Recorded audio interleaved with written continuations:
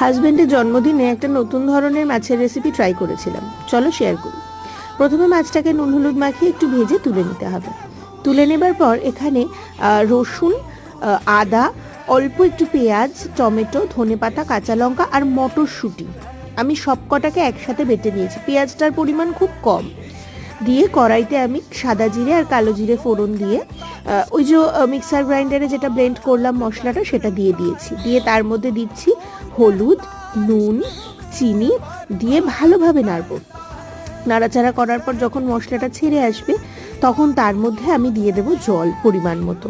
আর একটা কথা, আমি কিন্তু কাঁচা লঙ্কাটাও ব্লেন্ড করেছিলাম আর একটা চিড়েও দিয়েছিলাম, শুকনো লঙ্কার গুঁড়ো আমি ইউজ করিনি।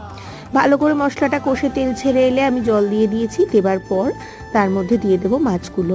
দিয়ে মাছগুলো ভালোভাবে একটুখানি সিদ্ধ হয়ে গেলে একদম রেডি টু সার্ভ। খেয়ে দেখে জানিও।